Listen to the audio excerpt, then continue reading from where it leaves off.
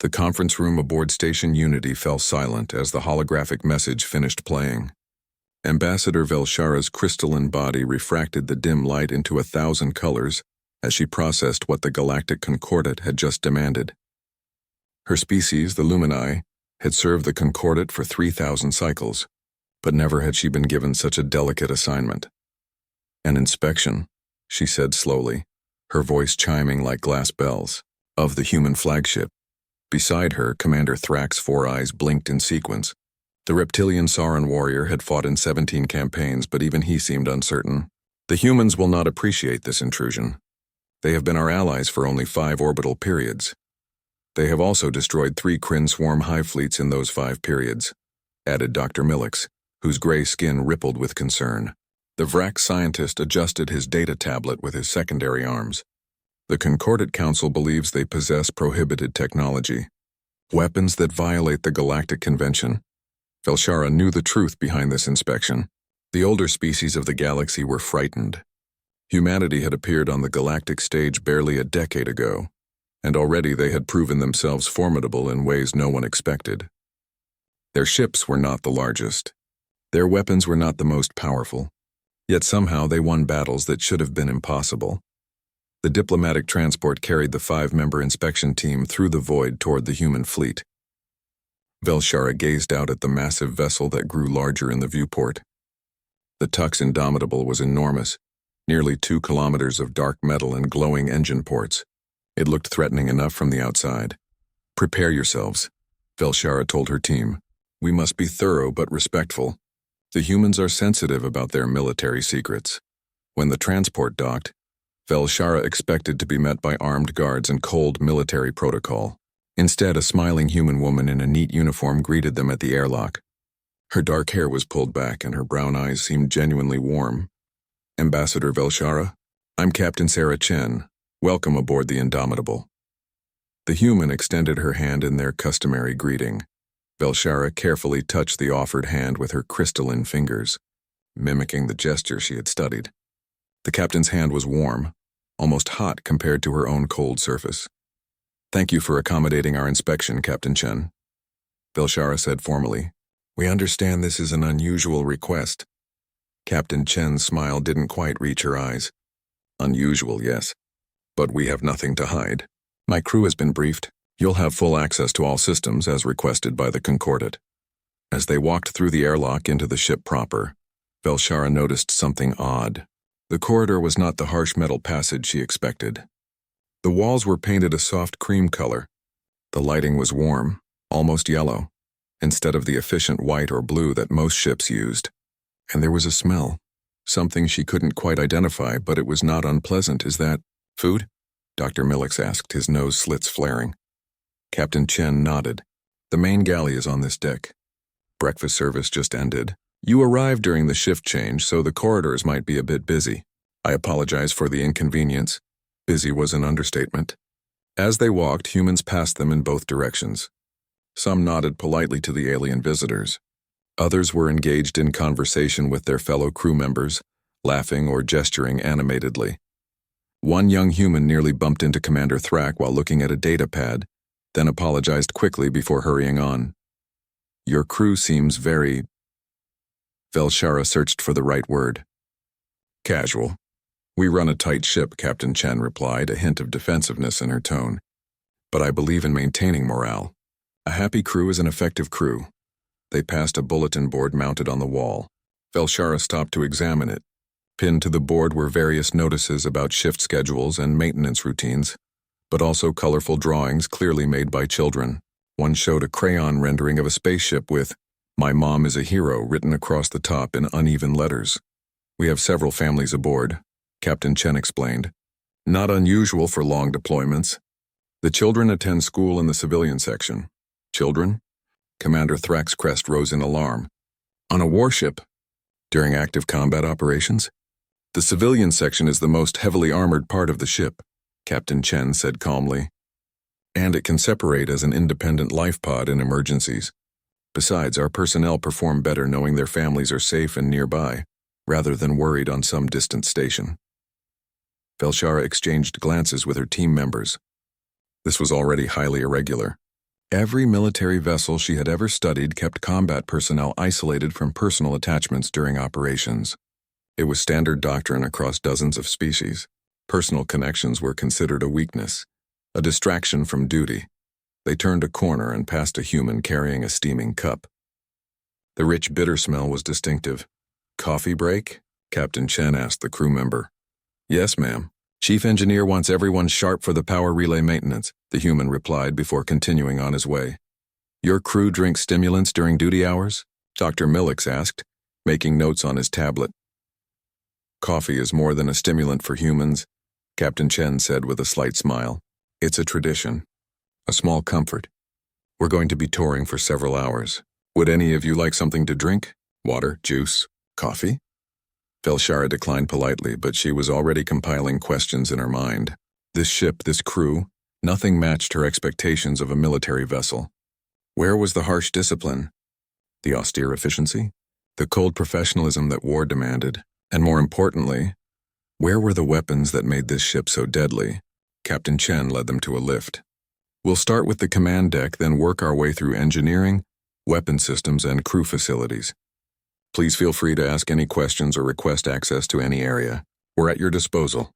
As the lift hummed upward, Velshara felt a growing sense of unease. Something about this ship was deeply wrong, or perhaps deeply right in a way she couldn't yet understand. The humans seemed too relaxed, too comfortable, too human for warriors who had decimated entire enemy fleets. The Concordat wanted answers about illegal weapons. But Velshara was beginning to suspect that whatever made humans so dangerous, it wasn't going to be found in their weapon systems at all. The lift doors opened, and Captain Chen gestured for them to follow. "Welcome to the bridge." The bridge of the Indomitable was nothing like Velshara expected. She had toured command centers of a dozen different species, and they all shared certain characteristics: dim lighting for better screen visibility, minimal crew speaking only when necessary, an atmosphere of tense efficiency. This bridge had none of that. Soft lighting illuminated workstations where humans sat or stood, monitoring displays and conferring quietly with one another. Someone laughed at a joke Velshara didn't hear. Another crew member was eating something from a small container while reviewing data. In the corner, a potted plant with broad green leaves sat thriving under a grow light. "A plant?" Commander Thrak asked, pointing with one clawed finger. "On the bridge?" Captain Chen glanced at the plant with obvious affection. "That's Lieutenant Park's fern. She says it helps with air quality and stress levels. I was skeptical at first, but the crew likes it, so it stays." Dr. Millix was making rapid notes on his tablet. "Captain, I must ask. This environment seems very informal for a military command center." "My crew knows their jobs," Captain Chen replied, her voice firm but not defensive. "When the situation requires it, this bridge operates with perfect precision. But during routine operations, I see no reason to create unnecessary tension." Velshara approached one of the stations where a young human man was monitoring sensor readings. On the edge of his console sat a small framed photograph of a woman holding an infant. "That is your family?" Velshara asked. The crew member glanced up, startled, then smiled. "Yes, ma'am. My wife and daughter. She was born 3 months before we deployed." "You miss them," Velshara observed. It was not a question. Every day, the man admitted. "But I video call them during my off hours. The delay is only a few seconds at this distance from the relay stations." Velshara moved on, troubled. In her species, soldiers severed personal connections for the duration of their service. It was cleaner that way, less complicated. This human carried his attachments with him like a weight, yet he seemed to perform his duties without difficulty. After an hour on the bridge, Captain Chen led them deeper into the ship. They passed through crew quarters, and Velshara requested permission to examine one. The captain called ahead, and a crew member named Marcus volunteered his room. The personal quarters were small but comfortable. A bed instead of a sleep pod. A small desk with a computer terminal, and everywhere personal items. Books on a shelf, actual physical books, photographs on the wall showing Marcus with friends and family. "A guitar in the corner? You play music?" Velshara asked. Marcus nodded enthusiastically. "Yes, ma'am. There's a music group that meets twice a week. We play anything from classical to rock. It's a good way to unwind." "Unwind?" Velshara repeated the word slowly. "You find your military service stressful?" "Sometimes," Marcus admitted. We've seen combat, lost friends, but that's exactly why the music matters. It reminds us we're still alive, still human. As they left Marcus's quarters, Velshara's mind churned with confusion. Every aspect of this ship seemed designed for comfort and personal expression, not military readiness. Yet the Concordate's intelligence was clear. This ship and its crew had achieved victories that defied tactical analysis. Their next stop was the mess hall, and here Velshara's confusion deepened into outright disbelief. The room was enormous, filled with tables and chairs, but more shocking was the serving area. There were multiple food stations, each offering different types of meals. "This is the main galley," Captain Chen explained. "We serve 4 meals a day with options for different dietary needs and preferences. That station there is for vegetarian meals. That one does pasta and Italian dishes. Over there we have Asian cuisine. And the far station always has comfort food, burgers and fries, that sort of thing." "Multiple types of food?" Dr. Millix's voice rose in pitch. "Captain Chen, do you understand the mass requirements for such variety? The storage? The preparation labor? This is incredibly inefficient." Captain Chen's expression grew stubborn. "Doctor, my crew works 12 to 16-hour shifts during combat operations. They face death regularly. The least I can do is make sure they eat food they actually enjoy. Morale matters." "There is that word again," Velshara said. "Morale. You seem to value it highly." "I value my crew highly," Captain Chen corrected. "Everything else follows from that." They continued the tour. Velshara saw a gymnasium where off-duty crew exercised, a recreation room with games and entertainment, a small chapel for religious services, though Captain Chen explained that it was used by multiple faiths, a library filled with physical books and comfortable reading chairs, a hydroponics bay that grew not just food but flowers. "Flowers," Commander Thrak stated flatly. "You waste resources on decorative plants." "Beauty matters," Captain Chen said simply. "These men and women spend months or years in the black void of space. Seeing something living and colorful helps maintain their mental health." Mental health, another concept that seemed uniquely important to humans. In the hydroponics bay, they encountered the most baffling thing yet. A small orange and white cat was lounging on a sunny spot created by the grow lights. It opened one eye to regard the visitors, then returned to napping. "Is that an Earth feline?" Velshara asked, genuinely shocked. "On a military vessel?" "That's Corporal Whiskers," Captain Chen said with obvious amusement. "He was a stray that wandered into a shuttle bay during our last station visit. The crew adopted him. He keeps morale up and hunts any pests that might get into the food storage." "You gave it a military rank?" Commander Thrak seemed personally offended. "Honorary rank," Captain Chen clarified. "The crew likes him. He provides comfort, especially to those dealing with stress." Velshara watched the cat stretch and yawn, completely unconcerned with the inspection team. This creature served no tactical purpose whatsoever, yet the humans kept it aboard, fed it, gave it space and attention. As the day wore on, Velshara's report grew longer and more confused. She had examined weapon systems that, while advanced, were not beyond galactic convention limits. She had toured engineering sections that were impressive but not revolutionary. She had seen nothing that explained humanity's combat success. What she had seen was a warship run like a small city, a crew that seemed more like a community than a military unit. Humans who laughed, played music, grew flowers, kept pets, and maintained personal relationships, while simultaneously operating one of the most effective combat vessels in the known galaxy. It made no sense. Every principle of military efficiency said that personal comfort was a luxury that weakened combat readiness. Emotional attachments were distractions. Individuality should be suppressed in favor of unit cohesion. Yet here was a ship that violated every one of those principles, and it won battles. As evening approached by ship time, Captain Chen led them to the observation deck. Through the massive windows, stars stretched in all directions. Several crew members were there, simply sitting and watching the view. Some were couples holding hands. Others were alone, lost in thought. "This deck serves no tactical purpose," Velshara observed. "It serves a human purpose," Captain Chen replied quietly. "It reminds them what they're fighting for. The beauty of the universe, the vastness of space, their own small place in it. Tomorrow we might die in combat, but tonight they can watch the stars and remember why life is worth living." Velshara turned her crystalline body to face the captain directly. "Captain Chen, I have completed most of my inspection. I have found no illegal weapons, no prohibited technology.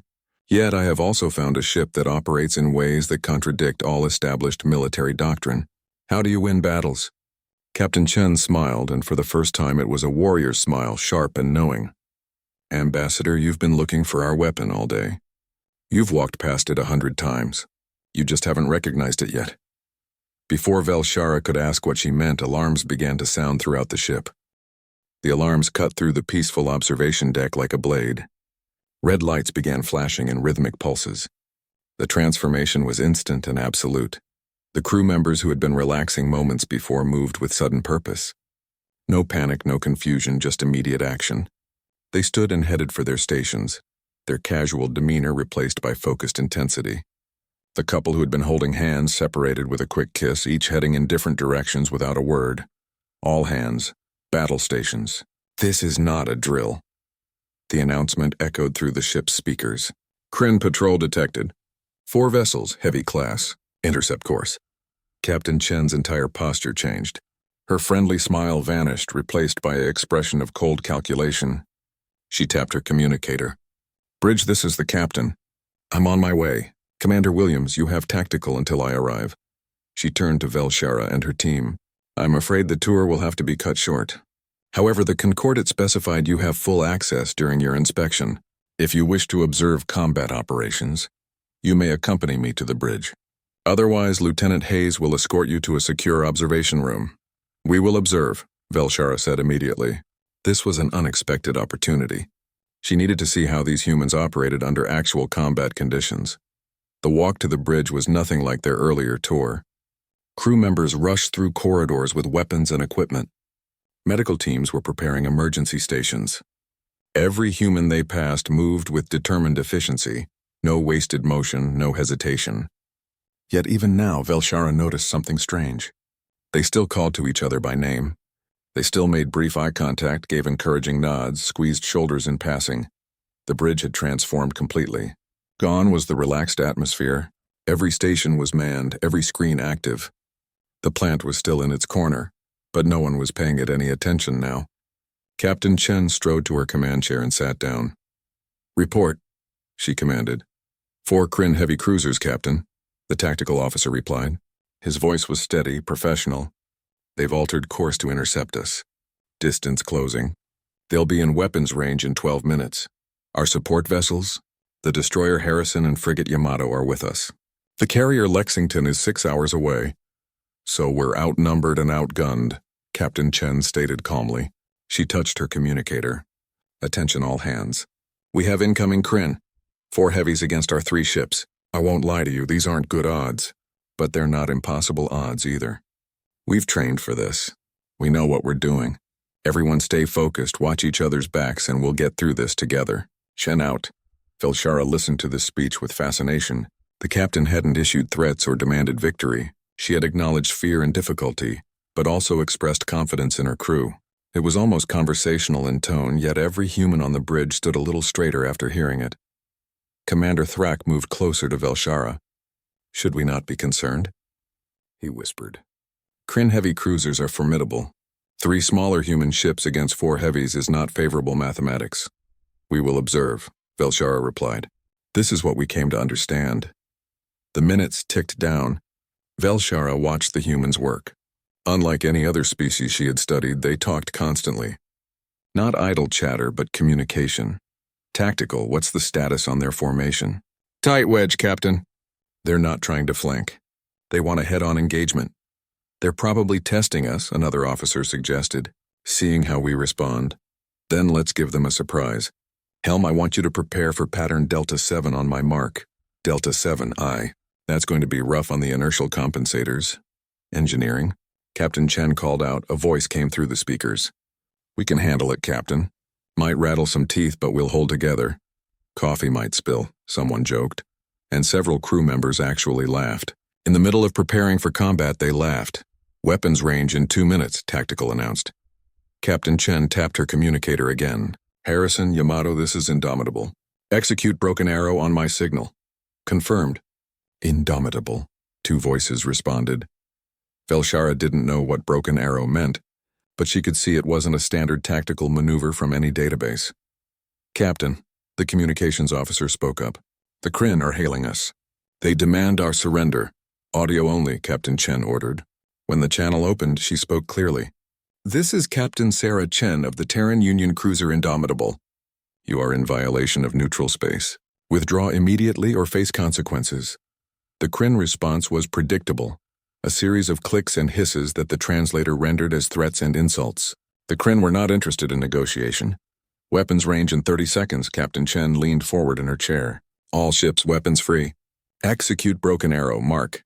What happened next occurred so fast that Velshara's crystalline mind struggled to process it. The 3 human ships suddenly broke formation, each vessel accelerating in a different direction. The Kryn formation, expecting a head-on fight, tried to adjust but couldn't match the human ship's agility.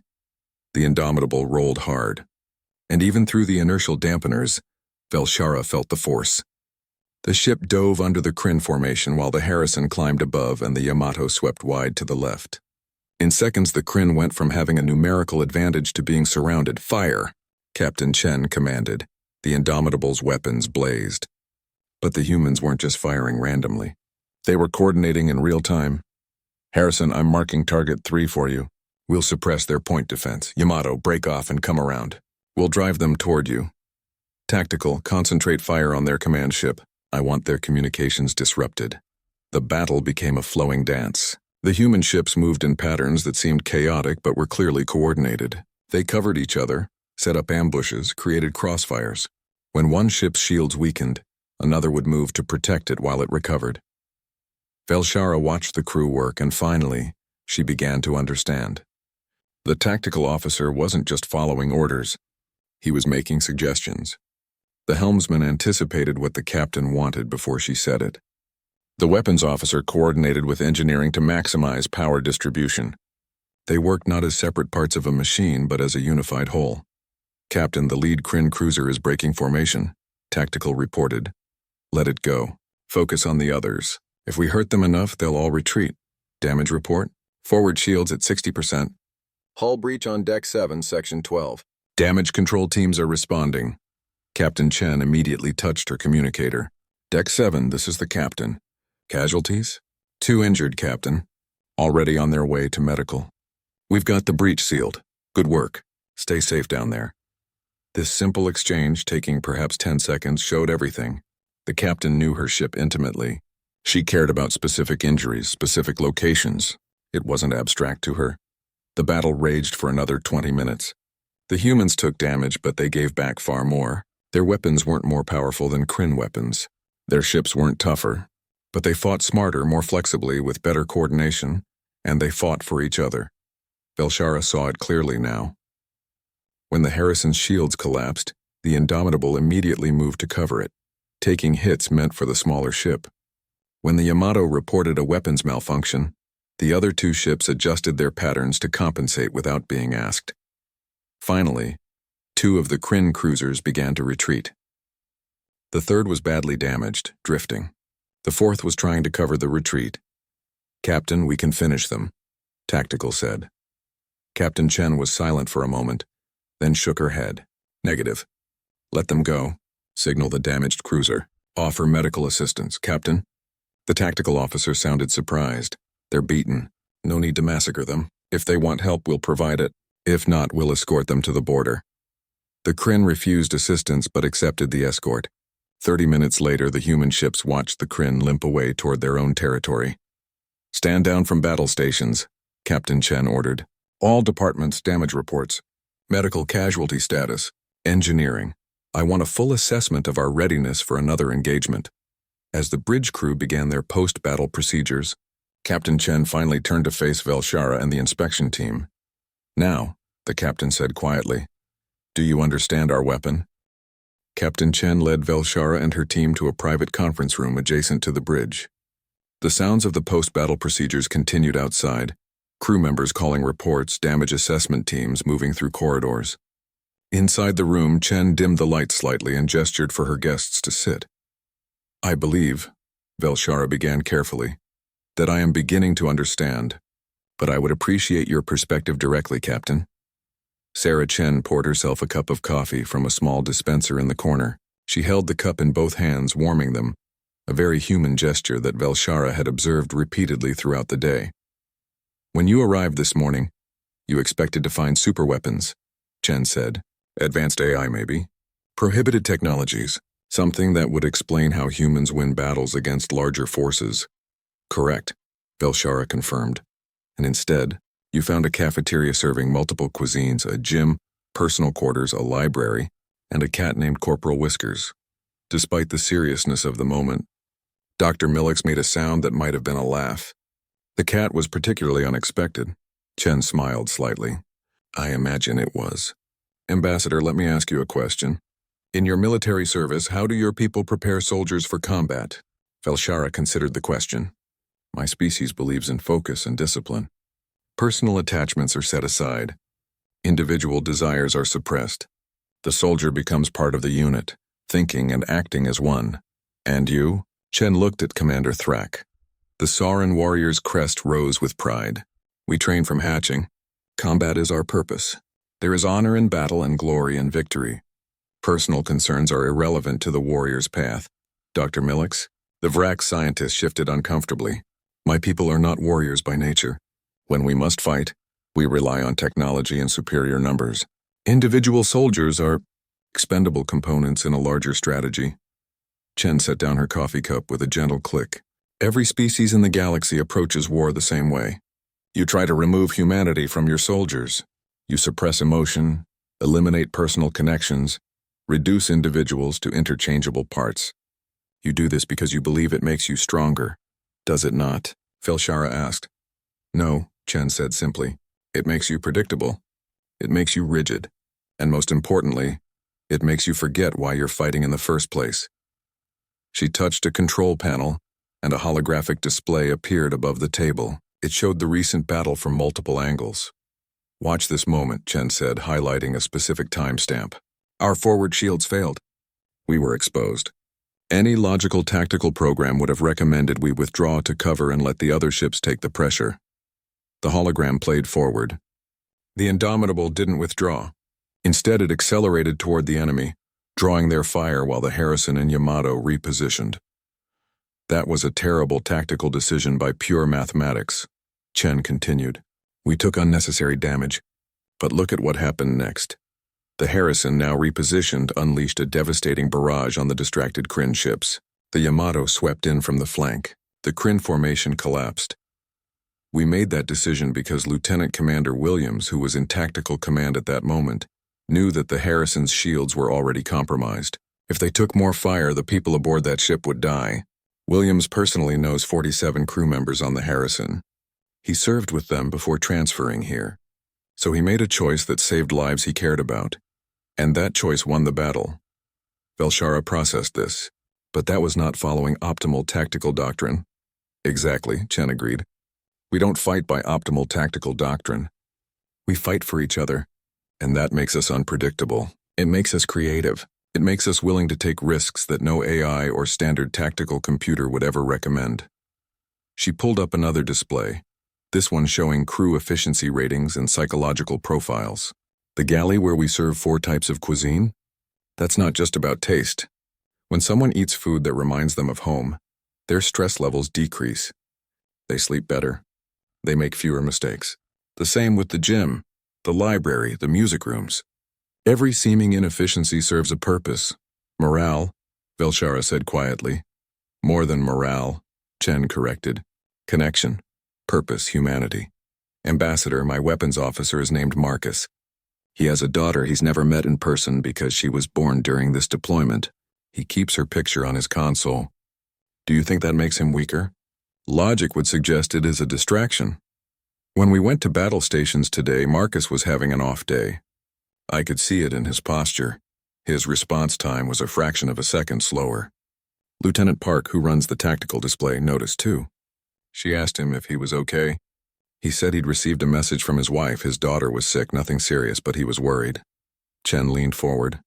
So Park spent 30 seconds right before a battle that might kill us all, showing Marcus a picture of her own son and telling him that babies get sick all the time and his daughter would be fine. 30 seconds of mission time, completely inefficient, absolutely illogical. But, prompted Commander Thrak, But during the battle, Marcus's response time was perfect. Better than perfect. Because he fought with the certainty that people cared about him, that he was more than just a weapons officer. He was Marcus, father of baby Emma, and his shipmates had his back. So he had theirs. Velshara's crystalline mind began rearranging her understanding of human combat effectiveness. The personal connections are not a weakness. They are a strength. They're the strength, Chen emphasized. Look at Corporal Whiskers, a cat completely useless in combat terms. But 2 weeks ago we lost 3 crew members in an engagement. The survivors were traumatized, struggling. That cat spent time with each of them, something warm and alive to hold that purred and didn't judge. It sounds ridiculous, but it helped them heal faster, return to duty more effectively. Dr. Millix was writing frantically on his tablet. This contradicts all accepted military psychological theory. Because all accepted military theory tries to make soldiers into machines, Chen replied. We do the opposite. We try to keep them human. Yes, it's messy. Yes, it's complicated. Yes, it takes more resources, but it works. She stood and walked to the window looking out at the stars. When we train new officers, we teach them something that would horrify most military academies in the galaxy. We teach them to know their crew as individuals. Learn their names, their stories, their families. Celebrate their birthdays. Mourn their losses. Care about them as people, not as tactical assets. That sounds exhausting, Commander Thrak observed. It is, Chen agreed. Command is the loneliest job in the fleet, because I care about every single person on this ship, and I have to make decisions that might get them killed. But that weight, that responsibility, it makes me a better captain. I don't sacrifice lives carelessly. I don't take unnecessary risks. Every person matters. She turned back to face them. Today you watched us fight. You saw us coordinate without rigid hierarchy. You saw crew members making independent decisions based on understanding the overall goal, rather than following specific orders. That happens because they trust each other. They trust me. And that trust is built through all those little inefficiencies you documented. The shared meals, Velshara said, understanding dawning. The games and music. The personal spaces, all of it builds relationships. All of it builds a crew, Chen corrected gently. Not just a collection of specialists, but a community. A family of sorts. We eat together, laugh together, grieve together. When we fight, we're not fighting as strangers who happen to wear the same uniform. We're fighting as people who genuinely care whether the person next to them survives. She sat back down, her coffee now cold. But she sipped it anyway. During the battle, did you notice how often I checked on casualties? That wasn't just for tactical assessment. I needed to know which of my people were hurt. I needed to be able to visit them in medical afterward, look them in the eye, thank them for their service. Because they're not numbers to me. They're Sarah and Marcus and Lou and Rodriguez and Kenji. And when the Kryn retreated, Velshara said slowly, you offered medical assistance, even though they were your enemy. Because underneath their armor and weapons, they're people too, Chen said quietly. They were beaten. Killing them at that point would have been murder, not combat.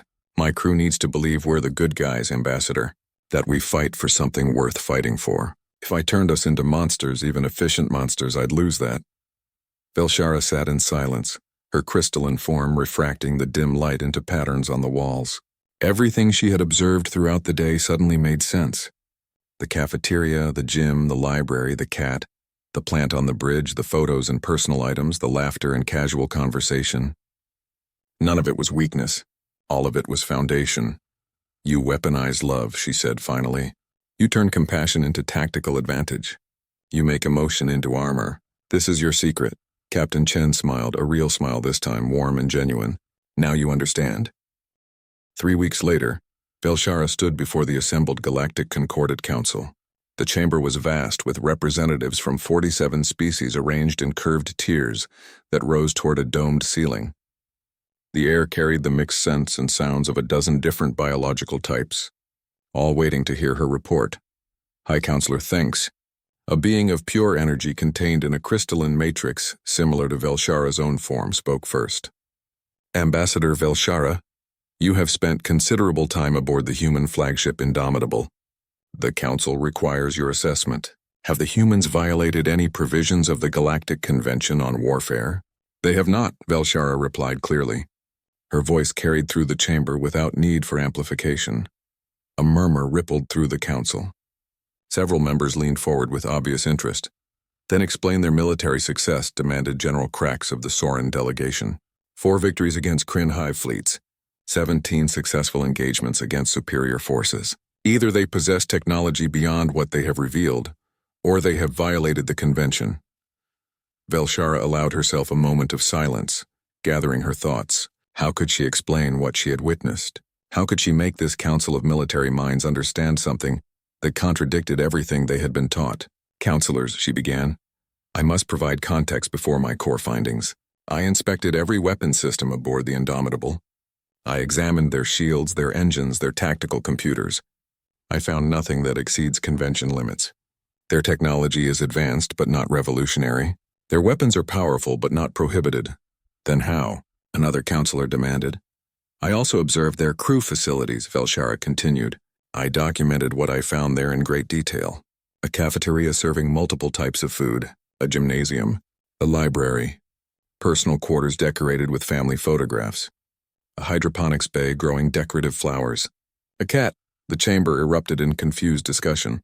Several counselors were making gestures of disbelief. High Counselor Thanks called for order. Ambassador, this council requested tactical analysis, not a tour guide's observations of recreational facilities. With respect, Counselor, those facilities are the tactical analysis, Velshara replied. I observed the humans in combat. I witnessed them defeat 4 Kryn heavy cruisers while outnumbered and outgunned. What I discovered is that humanity's greatest weapon is not technological. She activated her presentation system, and holographic displays appeared throughout the chamber. Images from the Indomitable filled the space. The cafeteria, the gym, crew members laughing together, Corporal Whiskers sleeping in the hydroponics bay, the plant on the bridge. For millennia, every species in this galaxy has approached military service the same way, Velshara explained. We strip away individual identity. We suppress personal connections. We train our soldiers to be interchangeable components in a larger machine. We do this because we believe it creates efficiency and strength. She pulled up footage of the battle, showing the human ships moving in coordinated patterns that defied standard tactical doctrine. Humans do the opposite. They maintain their individuality. They nurture personal relationships. They care about each other as unique people with families, dreams, and fears, and this, counselors, is what makes them dangerous. Explain, High Counselor Thanks commanded. During the battle, I observed, a human tactical officer made a decision that violated optimal tactical doctrine. He exposed his ship to enemy fire to protect another vessel. By pure mathematics, it was a terrible choice. But he made it because he personally knew people aboard that other ship. He cared about them. And that emotional decision won the battle, because it was unpredictable and created an opening that their AI and tactical computers would never have found. Dr. Millick stepped forward to add his observations. I have analyzed human combat recordings from 17 engagements. In every case, they deviate from optimal tactical solutions. They take risks to protect specific individuals. They make decisions based on emotional factors rather than pure logic.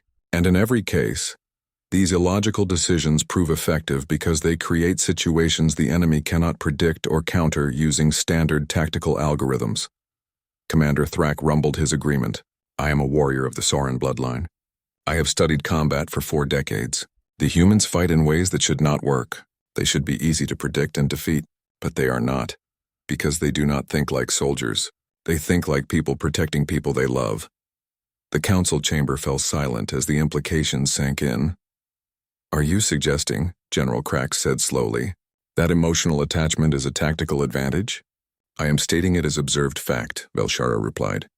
The humans call it morale, but it is deeper than that. They have weaponized their capacity for compassion. They turn love into motivation. They transform personal connection into unbreakable unit cohesion. When a human fights, they are not fighting for abstract concepts like duty or honor. They fight for Marcus and Sarah and Lou, for specific people with specific faces who they will see in the cafeteria tomorrow, assuming they all survive. She showed more footage, this time of Captain Chen checking on casualties during battle, of crew members encouraging each other, of the easy communication and trust between officers. Every inefficiency I documented serves a purpose, Velshara continued. The multiple food options reduce stress and improve cognitive function. The gymnasium maintains physical and mental health. The library and recreation areas provide emotional relief. The personal quarters give each crew member a sense of home. The cat provides comfort and stress relief. Even the plant on the bridge serves a psychological purpose. This is absurd, one counselor protested. You are suggesting that recreational facilities are military assets? I am stating that humans refuse to separate their soldiers from their humanity, Velshara corrected. And that refusal makes them more effective in combat, not less. They do not optimize for tactical efficiency. They optimize for human well-being, and paradoxically, this makes them the most tactically effective force we have encountered. High Counselor Thanks was silent for a long moment. What you are describing should not work. Emotional attachment should create hesitation, poor decision-making, psychological vulnerability. It does create those things, Velshara agreed, but it also creates loyalty, innovation, resilience, and adaptability that pure tactical optimization cannot match. When Captain Chen offered medical assistance to defeated enemies, it seemed illogical. But it reinforced to her crew that they fight for something moral, something good. This psychological certainty makes them fight harder, not softer. She displayed the final piece of footage.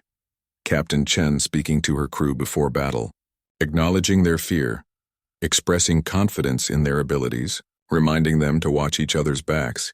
This is their secret weapon, counselors. They do not hide their emotions or suppress their fear. They acknowledge it, share it, support each other through it. A human soldier knows that dozens of people care whether they survive, not because they are a valuable tactical asset, but because they are a unique individual who matters. This knowledge makes them fight with a ferocity and creativity that cannot be programmed or predicted. The council chamber erupted in debate. Some members were dismissing the findings as impossible. Others were fascinated. A few looked deeply troubled. General Crack stood.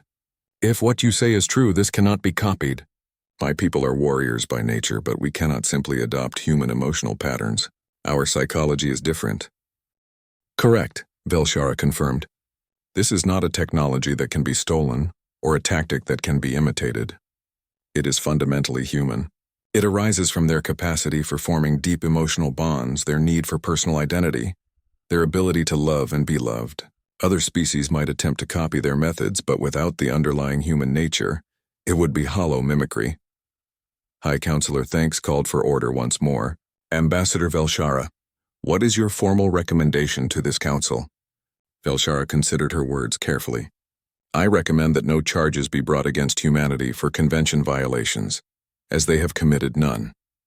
I further recommend that we accept humans as full military allies with full council representation. They have proven their effectiveness in combat against the Kryn threat and other dangers. And the informal recommendation? Thanks pressed. Do not underestimate them, Velshara said quietly. Do not expect them to follow standard tactical doctrine. Do not assume you can predict their decisions using logical analysis. They will always surprise you, because they prioritize their humanity over pure tactical efficiency, and in the long run that makes them more dangerous than any species that is fully optimized for warfare. She paused, then added, They are not invincible. They can be beaten. But you must understand that you are not just fighting their ships and weapons, you are fighting their love for each other.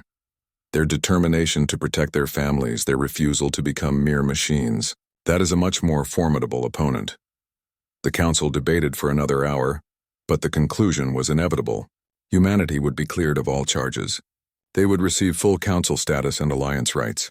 As the session concluded and Velshara prepared to leave, High Counselor Thanks contacted her privately. Ambassador, between us, what did you truly think of the humans? Velshara considered the question.